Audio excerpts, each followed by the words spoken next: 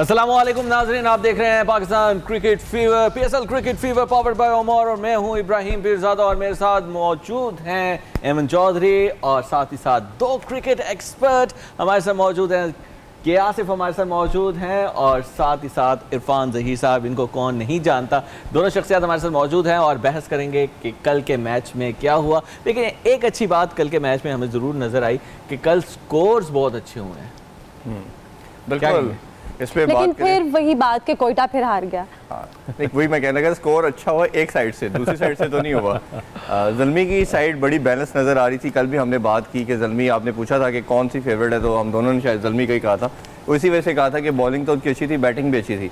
उसमें दो तीन चीज़ें उनको देखनी पड़ेंगी। हैदर अली का सबसे बड़ा, पहले ज़ल्मी की बात कर लेते हैं कि हैदर अली परफॉर्म नहीं कर रहे। लास्ट PSL की सबसे बड़ी कमोडिटी के तौर पर सामने आए और जिस तरह की उन्होंने परफॉर्मेंसेस दी, फिर इंटरनेशनल लेवल पे टीम में सिलेक्शन हुई उनकी। बट हमने देखा कि शुरू के कुछ मंथ उन्होंने अच्छा खेला, बट अब कंटिन्यूसली उनकी परफॉर्मेंस डिक्लाइन की तरफ आ रही है। इंटरनेशनल सर्किट में भी ऐसा ही हुआ, बट उसमें मार्जिन हम दे सकते हैं कि उनको कोई एक सर्टन नंबर पे खिलाया नहीं गया, कभी चौथे पे, छठे पे, पाँचवें पे। तो ये एक चीज़ ऐसी ज़रूर होती है कि यंगस्टर को बॉदर करती है।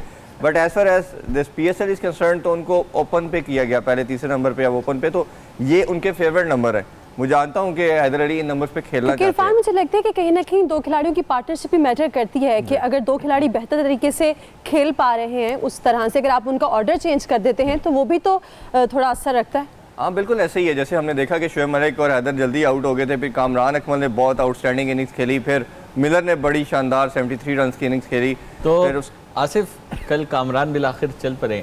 हाँ देखिए, कामरान का बहुत ज़रूरी था पेशावर ज़ल्मी के लिए फॉर्म में आना, और क्योंकि कामरान अकमल जब हिटिंग करते हैं तो बड़ी क्लीन हिटिंग करते हैं। कल आपने देखा कि जो उन्होंने एक्स्ट्रा कवर्स के ऊपर जो उनकी क्लास थी वो नज़र आई, फिर उनकी तमाम शॉट्स जो वो नज़र आ रहे थे कि वो खुल के खेल रहे हैं, और ये पेशावर ज़ल्मी के लिए गुड न्यूज़ है। और उनके 50 रन्स जो थे 59 उन्होंने किए, वो बड़ा हेल्प किया पेशावर ज़ल्मी की जीत में। और जिस चौके और छक्के भी बहुत ज़्यादा लगे थे, और लेस जॉय मोमेंट्स में आपको दिखाते हैं कि कल चौके और छक्के किस तरह से लगे। आइए देखते हैं। लेस जॉय मोमेंट्स आपने देखे किस तरह से चौके और छक्के लगाए गए। डेविड मिलर की अगर बात करें इरफान, तो क्या खूबसूरत कल इनिंग खेली उनकी जानिब से, 73 रन्स बनाए गए और बहुत अच्छा खेले। उम्मीदें भी बहुत थी उनसे कि बहुत अच्छा खेलेंगे और उम्मीदों पे पूरा भी उतरे। तो कैसे देखते हैं आप कल? देखिए, मनरो की हम कल बात कर रहे थे। मनरो और डेविड मिलर दो T20 के स्पेशलिस्ट माने जाते हैं, और जब ये दोनों चलते हैं तो सिंगल हैंडली गेम अवे ले जाते हैं। और मनरो के साथ इनकी इनिंग्स भी हमने देखी, बहुत शानदार हिटिंग थी, पावर हिटिंग इनसे कमाल कोई नहीं करता, खासतौर पे डेथ ओवर के अंदर जाके, तो वो बड़ा उसका एडवांटेज मिला। बट अनफॉर्चुनेट चीज़ ये है कि ये भी छोड़ के जा रहे हैं, एलन छोड़ के जा रहे हैं, फिर तीसरा एडवर्ड छोड़ के जा रहे हैं, तो ज़ल्मी का जो कॉम्बिनेशन है। अच्छा इरफान, जो खिलाड़ी छोड़ के जा रहे हैं उस पर तो हम बात करेंगे। अभी हम बात कर रहे थे डेविड मिलर की, जो कि प्लेयर ऑफ द मैच भी थे। तो एक पैकेज तैयार किया है लेस मोमेंट का, और उस हवाले से आपको दिखाते। डेविड मिलर की बैटिंग आपने देखी, और जानना चाहेंगे आसिफ से कि आसिफ, और ये खास पैकेज बनाया था लेस जॉय मूवमेंट के, आपको दिखाया था कि किस तरह से मैन ऑफ द मैच कहलाए थे डेविड मिलर एक अच्छी इनिंग्स खेलने के बाद। कि आसिफ, आपसे जानना चाहूँगा कि इतने चौके छक्के हमने अपने नाज़रीन को दिखाए हैं इस जॉय मूवमेंट के अंदर, किसका कसूर था? बॉलर्स का कसूर था या कैप्टेंसी का कसूर था जो इतने ज़्यादा उनको चौके छक्के पड़े? देखिए, इसमें सबसे पहले तो आप बैट्समैन की क्लास की बात करें कि डेविड मिलर, जिस तरह इरफान डिस्कस कर रहे थे कि एक ऐसे बैट्समैन, लेकिन आवाज़ें पीछे से आ रही थी यार, मुंह पे तो ना देना यार, इससे खा ले छक्का, इससे खा ले। ये डिस्प्रेशन होती है कि कैप्टन जो आपसे डिमांड कर रहा है, अगर आप वो नहीं कर पा रहे और आपकी पिटाई लग रही है और आपको जो है ना रन्स लग रहे हैं, फिर डिस्प्रेशन ज़्यादा होती है। और फिर हमने देखा था कि आप ये भी देख लीजिए कि डेविड मिलर की जो क्लास है, जिस तरह मैं डिस्कस कर रहा था, कि वो एक ऐसे बैट्समैन है कि उनको आप थोड़ा सा रूम देंगे, थोड़ी सी लूज डिलीवरी करेंगे तो वो फिर आउट ऑफ द पार्क जाएगी, और कल उसका उन्होंने भरपूर फ़ायदा उठाया। यस, कुछ लूज डिलीवरीज भी हुई, लेकिन आप मुझे तो बॉल ज़्यादातर आसमान पर ही दिखाई दे रही थी। बिल्कुल आप ठीक कह रहे हैं। देखिए, लूज डिलीवरीज का भरपूर फ़ायदा उठाया मिलर ने, और आप ये देखें कि कल जो फास्ट बॉलर्स थे हसनैन और खुरम, उन्होंने कोई इतनी बुरी बॉलिंग नहीं की। आप अगर देखें, ज़्यादा जो मार पड़ी है वो स्पिनर्स को पड़ी है। नवाज ने शुरू में अच्छी बॉलिंग की, लेकिन फिर लास्ट ओवर में उनको मार पड़ गई, और उसमें भी फिर आपने विकेट के पीछे से आवाज़ सुनी होगी कि सरफराज ने कहा नहीं ये तुम्हारी गेंद अच्छी थी, बैट्समैन अच्छा खेल गया, जिसमें वो थोड़ा सा डाउन द ट्रैक गए और ओवर एक्स्ट्रा कवर खेला, तो ये बैट्समैन का कमाल था। तो जो आपका जो क्वेश्चन है, कल जरूर थोड़ी बहुत गलतियां भी की बॉलर्स ने, लेकिन ज्यादा कमाल डेविड मिलर का था। अच्छा, लेकिन हम पावर हिटर की भी कल बात कर रहे थे इरफान कि कोयटा के पास पावर हिटर्स हैं लेकिन उस तरह से यूटिलाइज नहीं हो पा रहे, तो कल फिर क्या वही कमी थी? नहीं, पावर हिटर तो है ही नहीं उनके पास। मैंने लेकिन जैसे सर स्टार्ट बहुत अच्छा किया है इरफान साहब। देखिए स्टार्ट अच्छा था, बट स्ट्राइक रेट आप देखें 6-7 का चल रहा था, और आपको जो रिक्वायर चाहिए था रन रेट वो ऑलमोस्ट 10 का था। ठीक है, तो आपको खास तौर पे पहले 6-7 को यूटिलाइज करना चाहिए। आल्दो के विकेट कोई नहीं गिरी, बट उन्होंने आप देखा कि स्ट्राइक रेट आप 6-7 से खेल रहे हैं, तो आप इस तरह मैचेस जीत नहीं सकते। तो क्योंकि दायरे का इस्तेमाल तो तभी है ना जब आप कम से कम 11-12 के स्ट्राइक रेट के साथ खेलें, ताकि अगर मिडिल ओवर में कुछ आपके हल्के ओवर भी 2-4 चले जाएं तो आपके पास प्ले के अंदर हाँ जी वो कर सकते हैं। और दूसरा जो बड़े स्कोर होने की, इधर एवरेज स्कोर जो यूई या अबू धाबी की कंडीशन के अंदर है T20 के अंदर वो 170-175 है, जो बड़ा अच्छा टारगेट है। ज्यादा कल इसलिए होगा कि कल ड्यू फैक्टर था। ड्यू फैक्टर हमने देखा कि वो बार बार वो जो कैमरा कार जाती थी तो उसके टायर्स के ऊपर वो कमेंटेटर कंटिन्यूसली बता रहे थे कि आज बहुत ड्यू आ रही है। ड्यू फैक्टर जब भी होगा तो फास्ट बॉलर बॉल सीम और स्विंग नहीं होगी।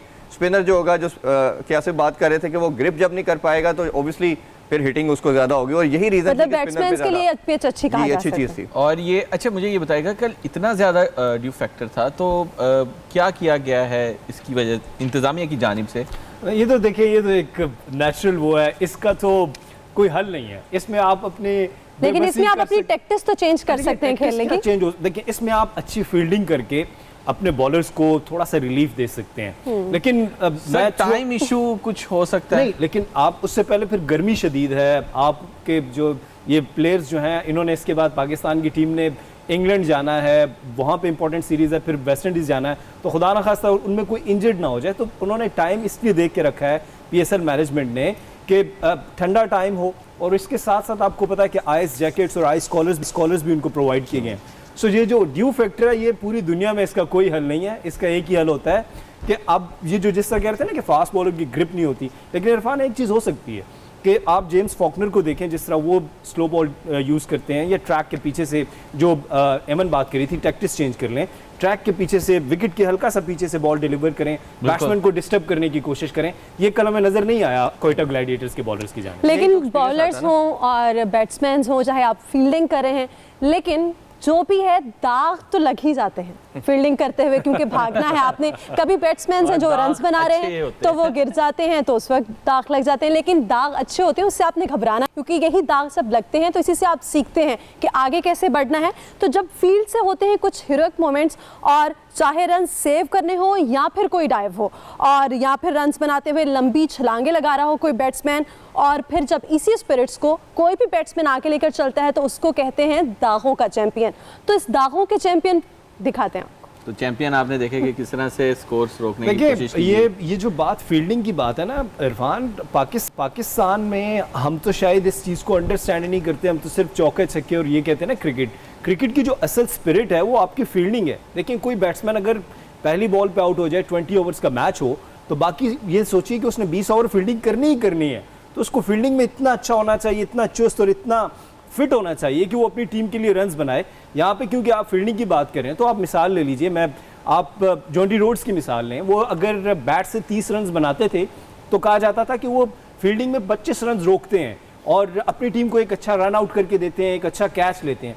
ये स्पिरिट आजकल के नौजवानों में बहुत कम नजर आता है। क्रिकेट के अंदर ये भी बोला जाता है कि बैटिंग और बॉलिंग आपके इख्तियार में नहीं है, ठीक है। फील्डिंग एक ऐसी चीज है जो कि आपके कंट्रोल में है, आप उसको अपनी मर्जी से कर सकते हैं। पाकिस्तान का हमेशा से ये मसला रहा है शुरू से। नहीं, उसकी एक रीजन है, आपका बच्चा जब 18-19 साल तक खेलता है तो उसको डाइव की बिल्कुल अलाउ ही नहीं किया जाता क्लब लेवल पे, स्कूल लेवल पे, क्योंकि आपकी कंडीशन, आपकी ग्राउंड का वो स्ट्रक्चर वो अच्छा नहीं होता। आप जब भी करेंगे ये ब्रूज हो जाएगा आपको, ठीक है, या आपको कोई ऐसे वोंड आ जाएंगे तो आप उस पर इंजरी से बचने के लिए आप सारे 18-19 साल नहीं करते। जैसे वो इंटरनेशनल सर्किट में आता है उसकी एक रिस्पॉन्सिबिलिटी बन जाती है कि ही हैज़ टू डाइव। लेकिन वो जो आपके 18-19 साल सब कॉन्शियस में एक चीज़ बैठ जाती है कि मैंने डाइव नहीं करनी, उसको फिर ख़त्म करते हुए बहुत टाइम लगता है।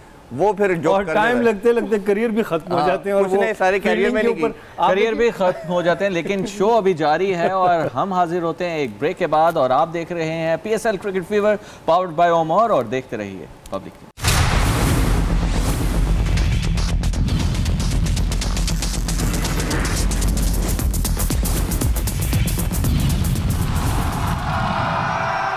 तो तो जनाब इस्लामाबाद यूनाइटेड टॉस जीत चुका है और उसने फैसला किया है कि वो बैटिंग करेगा। और उनका ये कहना था शादाब खान का कि उन्होंने ये डिसीजन इस वजह से लिया है कि शाम के वक्त ड्यू फैक्टर जिस तरह के गुज़िश्ता रात हमें नज़र आया, उन्होंने कहा कि हमें उसमें बॉलिंग में मदद होगी।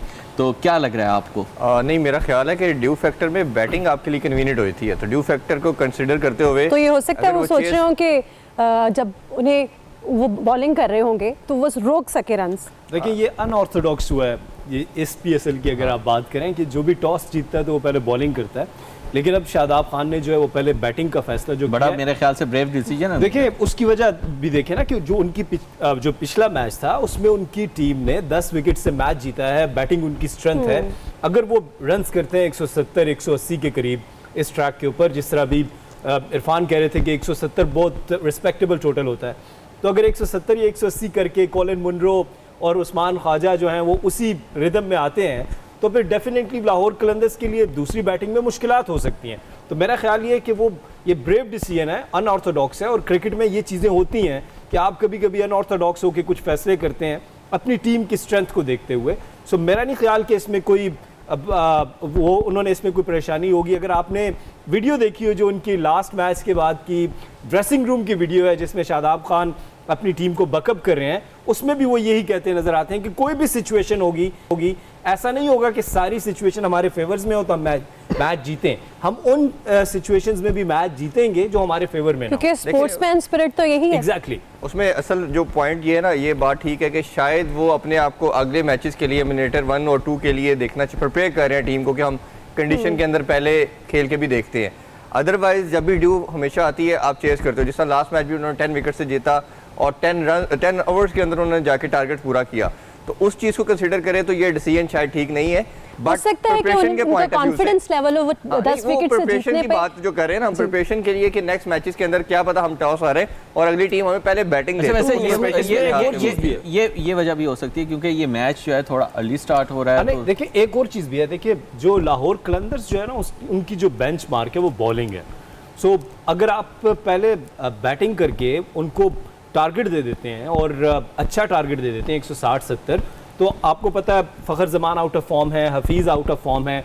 ऑल्दो के टिम डेविड जिनका ताल्लुक सिंगापुर से, हम उनको बार बार डिस्कस करते हैं कि जब उनकी पिक हुई थी तो लाहौर कलंदर्स के ऊपर बहुत लोगों ने क्रिटिसिज्म किया था कि आपने किस खिलाड़ी को पिक किया है, लेकिन पिछले 2 मैचेस में उन्होंने, वो है ऑस्ट्रेलियन प्लेयर है, वो सिंगापुर से हैं लेकिन ऑस्ट्रेलियन प्लेयर, एग्जैक्टली आप ठीक कह रहे हैं। और इसी तरह बेन डंक और जेम्स फॉकनर, तीनों ऑस्ट्रेलियन प्लेयर्स जो हैं वो छाए में हैं। सो वो इस चीज़ को भी देखना चाह रहे हैं कि अगर हम 160-70 कर दें और ऊपर से जल्दी विकेट्स ले लें लाहौर कलंदर्स की, तो लाहौर कलंदर्स को प्रेशर में डाला जा सकता है। अच्छा, कैप्टेंसी के हवाले से बात कर रहे थे, बहुत अच्छा विनिंग रेट चल रहा है सोहेल अख्तर का, इसके बारे में क्या कहेंगे?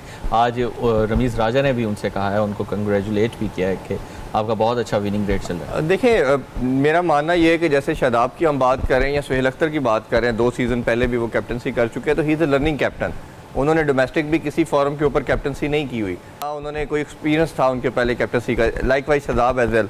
तो दोनों लर्निंग कैप्टन है। जो लर्निंग कैप्टन होता है ओबियसली इसको थोड़ा टाइम लगता है, बट मेरी लाहौर कलंदर के ऑनर से भी डिस्कशन हुई, मैंने उनका इंटरव्यू किया तो उनका भी मानना ये था कि इस तरह के हम्बल बैकग्राउंड वाला कैप्टन जो है उसको थोड़ा टाइम तो लगता है, but once it is he settled तो वो फिर आगे उसके लिए ग्रेजुअली चीज़ें बड़ी बेहतर हो जाती हैं, बड़े नाम ओवरकम। कॉन्फिडेंस बड़ा उनमें नजर आया जब उनसे पूछा गया था कि आप जो सारे ओवर करेंगे इस दफ़ा अपनी इनिंग्स के अंदर, तो शादाब ने कहा था कि हम आखिरी ओवर तक मैच जाने नहीं देंगे, पहले ही उन्हें आउट कर देंगे। यही मैं कह रहा हूँ आपको कि जब आप टारगेट को सेट कर देंगे 160-170 आपके माइंड में होगा, तो फिर आप ये सोचिए कि, और अगर आप जल्दी विकेट्स ले लेते हैं जिस तरह फ़खर ज़मान है या हफीज़ हैं, और दूसरा एंड ये भी हो सकता है कि अगर फ़खर ज़मान आज फॉर्म में आते हैं, हफीज़ फॉर्म में आते हैं, उनका फॉर्म में आना बहुत ज़रूरी है, तो ये मैच कांटेदार होगा, फिर आपका कॉन्फिडेंस अच्छा, अपनी जगह। एक तब्दीली भी की गई है, फैज़ान की जगह अब ज़िशान को खिलाया जा रहा है। हाँ, जी बिल्कुल।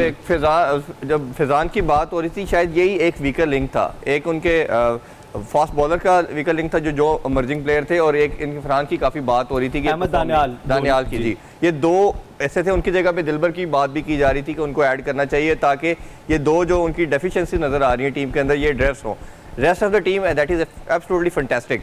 तो मेरा ख्याल है कि ये इस टाइम पूरे PSL की 2 बेस्ट टॉप नॉच टीमें हैं जो आज मध्य मुकाबला है। और मैं तो इनको ये फाइनल बात भी है देखता कि हूं। खिलाड़ियों का एडिशन और खिलाड़ी टीम से बाहर तो होते रहते हैं, और कैप्टनसी की अगर हम बात करें तो ऑब्वियसली कि कैप्टन अपना रोल तो प्ले करता है जी। क्योंकि बहुत इंपॉर्टेंट रोल होता है। लेकिन हमने अभी तक कोचेस की बात नहीं की। अगर कोचेस की बात करें तो उनका रोल भी बहुत इंपॉर्टेंट होता है, क्योंकि कैप्टन की तरह उन्हें भी बहुत अच्छे तरीके से अपना रोल प्ले करना पड़ता है, क्योंकि उन्होंने पूरी टीम को लेकर चलना, जी। तो उन पर भी बहुत प्रेशर होता है। देखिए कोचेस, बिल्कुल आप ठीक कह रही हैं कि एक जब बच्चा जो है वो 19 साल का 20 साल का, जिस तरह फैज़ान जो है वो बहुत एक कभी यंगस्टर हैं, और उनके ऊपर भी ये बात भी की जाती है कि शायद जो PSL का प्लेटफॉर्म है इनके लिए बहुत बड़ा प्लेटफॉर्म है।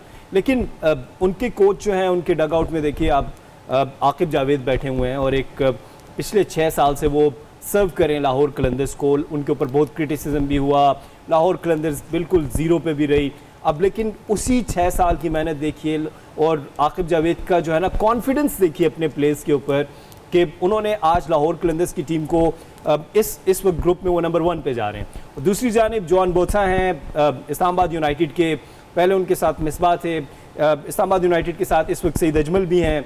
सो बड़ा अच्छा दोनों तरफ जो कोचिंग कॉम्बिनेशन है वो भी बहुत ज़बरदस्त है। कोचिंग कॉम्बिनेशन भी बहुत अच्छा है और टीम भी बहुत अच्छी आपस में जली नजर आ रही है। प्रिडिक्शन क्या करेंगे इरफान सईद साहब आज के मैच के हवाले से? मेरा ख्याल है जो अभी जिसका toss हुआ है। कम्बिनेशन को देखा जाए तो मेरा ख्याल है कि लाहौर के अंदर ज़्यादा बेहतर साइड है। बट अगर मनरो, मैं तो सिर्फ डिफरेंस जो दोनों टीम में देख रहा हूँ वो मनरो है। अगर मनरो परफॉर्म कर जाते हैं तो मेरा ख्याल है कोई मैचअप नहीं कर पाएगा। जिस तरह की उन्होंने इन लास्ट इनिंग खेल छोड़ी है, अगर वो उसी को कंटिन्यू करते सर हैं आखिरी ओवर तक मैच गया था। लास्ट जो मैच किया था लाहौर कलंदर्स और इस्लामाबाद यूनाइटेड का, वो भी आखिरी ओवर तक जी गया जी था। बिल्कुल ऐसे ही है। लेकिन अगेन वही क्लोज रहेगा वैसे। जी जी दोनों, मैंने जैसे कहा कि दोनों बेस्ट टॉप की टीमें हैं दोनों इस PSL के अंदर, और उसमें रेटिंग के ऊपर भी अभी जो और वैसे भी जब टीम्स इस तरह से इतना क्लोज होती हैं टॉप पोजीशन के, और टॉप पोजीशन पर होती भी हैं, तो उनके लिए अपनी पोजीशन भी बरकरार रखने के लिए उन्हें ज़्यादा मेहनत करने की जरूरत पड़ती है, क्योंकि वो पोजीशन लूज करने की उस पोजीशन में नहीं होते कि वो उससे नीचे चले जाएं। एग्जैक्टली। देखिए- और आसिफ आपकी क्या प्रेडिक्शन? मैं आपके 30 सेकंड्स लूँगा। देखिए अगर शुएब मलिक, सॉरी हफीज़ और फ़खर जमान उस फॉर्म में नहीं है, तो दूसरी जानिब आसिफ और इफ्तिखार भी फॉर्म में नहीं है, तो टीम जो है ना वो अगर तो एक जैसी लग रही है। इस्लामाबाद यूनाइटेड ने जान लड़ाई तो मुश्किल दे सकती है लाहौर कलंदर्स को। और आपके लिए कौन सी फेवरेट टीम है? मैं लाहौर कलंदर्स के साथ हूँ। और आप इरफान सईद साहब? लाहौर कलंदर जी। आप कहते हैं मुश्किल टाइम दे सकती है, लेकिन फेवरेट लाहौर फेवरेट मैं कलंदर। लाहौर कलंदर को कहता हूँ। और लाहौरी जो है वो वैसे भी जिंदा दिलाने लोग होते हैं, और लाहौर कलंदर से सबको मोहब्बत भी है, जो इतनी देर से हारते आ रहे हैं आज जीते। लेकिन इब्राहिम बात वही है कि लाहौर कलंदर हो, इस्लामाबाद यूनाइटेड हो, चाहे कोटा ग्लैडिएटर्स जैसी टीम हो, जो कि सबसे लास्ट पोजीशन आपको पर। इतनी जिंदगी दी है कि आप लाहौर कलंदर्स को पॉइंट टेबल्स पर पहले नंबर पे देख रहे हैं। नहीं, हमने उनको इस दफा चैंपियन बनते हुए देखना है। इरफान सईद साहब ने एक और प्रेडिक्शन कर दी है। आपको लग रहा है लाहौर कलंदर्स इस वक्त चैंपियन बनेगा? ये इनकी जो बात है कि अगर लाहौर कलंदर्स इसी स्पिरिट से खेलते रहे जिस तरह वो खेल रहे हैं, नो डाउट वो चैंपियन बन सकते हैं। जनाब हमने तो लाहौर कलंदर्स को चैंपियन बनवा दिया। आप देखते हैं कि हमारे जो एनालिस्ट हैं उसकी एक्सपेक्टेशंस के ऊपर जो खिलाड़ी हैं लाहौर कलंदर्स के, वो पूरे उतरते हैं कि नहीं उतरते, और राना साहब की दुआएं रंग लाती हैं कि नहीं लाती। हमें एक ब्रेक पे जाना है और आप देख रहे हैं PSL cricket fever powered by ओम, और हमें जाना है एक ब्रेक पर, तो हाजिर होते हैं ब्रेक के बाद।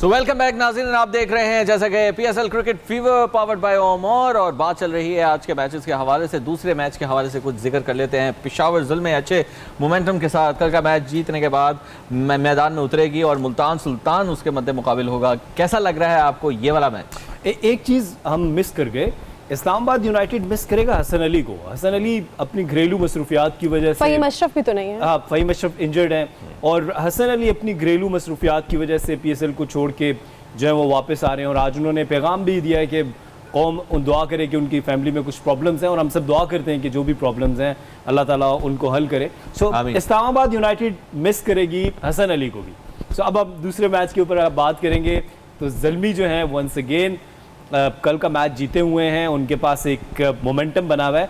लेकिन याद रखिए मुल्तान सुल्तान्स भी पिछला मैच जीते हुए हैं, उनकी टीम के अंदर भी बहुत ज़बरदस्त मोमेंटम है। इमरान खान जूनियर बेहतरीन बॉलिंग कर रहे हैं, सुहेल ने बहुत अच्छी बॉलिंग की थी, और उनके कैप्टन फॉर्म में हैं, शोएब मकसूद फॉर्म में आ चुके हैं। सो बड़ा अच्छा मैच होने जा रहा है आज। इरफान, वैसे आप कैसे देख रहे हैं कि अगर मुल्तान सुल्तान और पेशावर ज़ल्मी, क्योंकि जब आप अपना एक मैच पहले लास्ट मैच जीते हुए होते हैं तो आपका मोरल बहुत हाई होता है और आपके खिलाड़ी फॉर्म में होते हैं तो आप बेहतर पहले से ज़्यादा अच्छा परफॉर्म करते हैं। बिल्कुल, इसमें ये चीज़ बड़ी मैटर करती है कि आपका मोमेंटम बन जाता है। तो क्रिकेट के अंदर मोमेंटम बहुत काम आता है और दोनों मैच जीत के आ रही हैं, लेकिन उसमें लास्ट जो मैंने मैच देखा उसमें मुल्तान सुल्तान में रिजवान की कैप्टनसी बहुत आउटस्टैंडिंग थी। खुद तो वो जैसे परफॉर्म कर ही रहे हैं, उनकी परफॉर्मेंस किसी से ढकी छुपी नहीं है, बट उसकी कैप्टनसी में भी बड़ा इंप्रूवमेंट आती जा रही है। और मेरा ख्याल है कि जो सर्किट के अंदर जितने हमारे पास कैप्टन हैं, इमाद का हम अक्सर नाम लेते हैं, बड़े शार्प और क्रूड किस्म के कैप्टन है, बट इसी तरह रिजवान को मैंने देख रहा हूँ एज ए प्लेयर भी बहुत ज़्यादा डेवलप हो रहा है। जिस तरह की शानदार पावर हिटिंग उन्होंने डेवलप की, जैसे बाबर की हम कल बात कर रहे शान थे, मकसूद हो गए जैसे। जी, शान मसूद के अंदर भी बड़ा अच्छा क्रिकेटिंग ब्रेन है, बट पावर हिटिंग नहीं है उनके पास। रिजवान के साथ जब से इनका कैरियर 2013 से स्टार्ट हुआ है तो उनको कहा जाता था ये तो दायरा भी क्रॉस नहीं कर पाते, लेकिन उस बंदे ने इतनी मेहनत की कि आज आपका नंबर 1 बैट्समैन बनते जा रहा है। अगर उनके स्ट्राइक रेट देखें, उनका स्कोर देखें तो वो बहुत अच्छी चीज़ है। और प्लस आप वाइस कैप्टन भी हैं टेस्ट के अंदर, तो वो कैप्टनसी उनकी बहुत इंप्रूव हो रही है।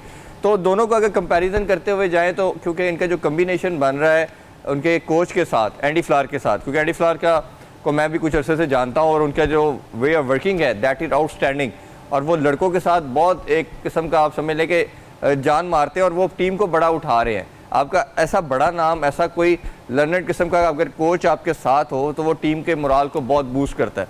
और मुश्ताक अहमद हैं, फिर उनके साथ अजहर महमूद हैं, तो उनका थिंक टैंक बड़ा आउटस्टैंडिंग किस्म का उनके साथ। अच्छा, अगर ऑन पेपर बात की जाए तो दोनों टीमों में से आपको स्ट्रॉन्ग टीम कौन सी लगती है कि जो लगता है कि बहुत स्ट्रॉन्ग टीम है? देखें, दोनों टीम्स जो है ना वो एक जैसी हैं। और अगर आप फास्ट बॉलिंग के डिपार्टमेंट की बात करें तो पेशावर ज़ल्मी के पास वहाब रियाज़ हैं, उमैद आसिफ हैं और इरफान हैं, और इमरान जो है वो मोहम्मद इमरान जो पेशावर ज़ल्मी के हैं। कल जो उनकी बॉलिंग थी, बिल्कुल अभी वो इमर्जिंग प्लेयर हैं, लेकिन उनकी बॉलिंग के अंदर बहुत निखार नज़र आया, उनकी बॉलिंग के अंदर एक लाइन और लेंथ थी। इसी तरह जो मुल्तान सुल्तान का बॉलिंग अटैक है उसमें सुहेल तनवीर हैं, उसमें इमरान, जिस तरह हम पहले बात कर रहे थे, इमरान है और उनके साथ साथ सुहेल खान है। सो दोनों का जो बॉलिंग अटैक है वो एक जैसा है और बैटिंग के अंदर जो है वो तो ठीक है, लेकिन अभी जैसे हम थोड़ी देर पहले ड्यू फैक्टर की बात कर रहे थे, जब ये मैच होगा तो आज भी ड्यू फैक्टर होगा, तो बैटिंग के लिए तो बहुत अच्छा है, लेकिन आज फास्ट बॉलर्स और स्पिनर्स के लिए मुझे लगता है उन्हें आज ज़्यादा जान मारनी पड़ेगी। अब बिल्कुल पहले मैच मैं ये भी ऐड करना चाहूँगा कि हम ये भी देख सकते हैं, ये तवक्को कर सकते हैं कि इस दफ़ा जो दूसरा मैच होगा उसमें 200 प्लस कोई स्कोर हो सके। देखिए, पहले मैच में तो शायद ड्यू, आप ठीक कह रहे हो, शायद इफेक्ट ना करे, बट सेकंड मैच में ड्यू बहुत ज़्यादा इफेक्ट करेगी। और अगर उसी तरह आई जिस तरह कल हमने देखा तो ऑब्वियसली मेरा ख्याल है कि हमें बड़ा स्कोरिंग मैच भी देखने को मिलेगा। इसी में इन्होंने ठीक कहा, लेकिन जब हम बात करें पेशावर ज़ल्मी की, बड़ी बैलेंस साइड है, इनको हिट पड़ेगी नेक्स्ट मैचेस के अंदर। मैं आपसे प्रेडिक्शन पूछनी है, प्रेडिक्शन क्या है? मेरा ख्याल है मुल्तान सुल्तान थोड़ी फेवरेट नजर आ रही है और 50-50 टफ मैच, यानी कि आप किसी ये एक तरफ तो वोट देना है। टफ मैच होगा। मैं तो अच्छा मैच डेविड मिलर जा रहा है। लेकिन देखिए, अभी आपने थोड़ी देर पहले कहा है कि जो भी है मुल्तान सुल्तान, लेकिन फिर भी आपकी इस्लामाबाद यूनाइटेड के साथ साथ आपकी फेवरेट टीम लाहौर कलंदर है। लाहौर कलंदर्स बेहतर है इस्लामाबाद यूनाइटेड से, दोनों टीम्स एक जैसी लग रही हैं। चलें, लाहौर कलंदर्स की जानिब 2 वोट हैं और दोनों टीम्स का एक वोट, मैं आपका वोट भी अपनी तरफ से ऐड करके जो है वो पेशावर ज़ल्मी की तरफ दे रहा हूँ। और अब देखना यह है कि कौन सी टीम जीती है, और जीतेगी वही टीम जिसके अंदर ज़्यादा तगदो की चाहत होगी, लगन होगी, मेहनत होगी और कोशिश होगी, वही टीम जीतेगी। PSL cricket fever powered by Omore से हमें दीजिए इजाज़त और कल इंशाल्लाह फिर हाजिर होते हैं।